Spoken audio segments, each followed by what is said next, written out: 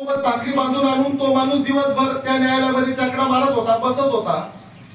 पण एक वेळेस तो निकाल त्या शेतकऱ्यांच्या विरोधात लागला आणि त्यानंतर तो शेतकरी त्यातून त्याला कधी भेटला नाही.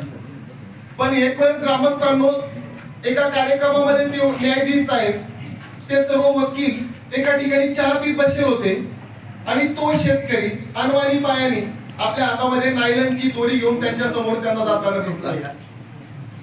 आणि समोरून जाताना दिसल्याच्या नंतर त्यांनी ज्याला न्याय भेटला नाही त्या शेतकऱ्याला आपल्याकडे बोलून घेतलं आणि त्यांना सांगितलं की आम्ही चहा घेतोय, तुम्ही चहा घ्या. ग्रामस्थांनो त्या शेतकऱ्याने हात जोडले आणि सांगितलं की साहेब मी चहा पित नाही, मला चहा घ्यायचा नाही.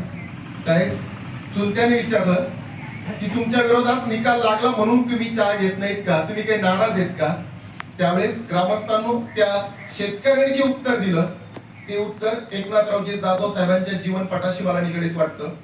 त्या शेतकऱ्याने हात जोडून सांगितले की नाही साहेब, निकाल माझ्या विरोधात लागला, याच्या मला वेदना संवेदना आणि याच्या मला कोणत्याच प्रकारचा त्रास आणि वाईट वाटलं नाही. निकाल माझ्या विरोधात लागणार आहे हे मला दुसऱ्या आणि तिसऱ्या तारखेलाच कळालं होतं.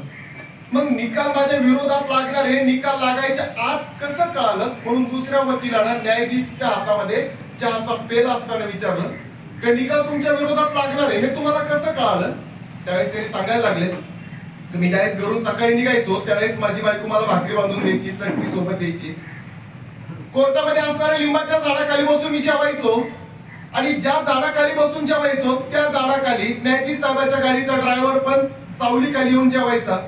मला ज्यावेळी ड्रायव्हर कडनं एक वेळेस चर्चा चालू असताना कळालं की न्यायाधीश साहेबांचे आई वडील वृद्धाश्रमात आहेत, त्या दिवशी मला कळालं की निकाल माझ्या विरोधात जाणार आहे.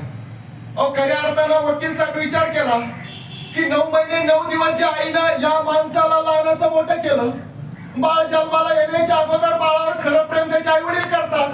बाळ जन्माला येण्याच्या अगोदर परमेश्वरापेक्षा जास्त प्रेम त्याचे आई वडील करतात. त्या मातेला रक्ताचं दूध करून या माणसाला पाजलं, त्या माणसाला आपल्या आई वडिलांना न्याय दिला नाही. तो माणूस माझ्यासारख्या गरीबाला का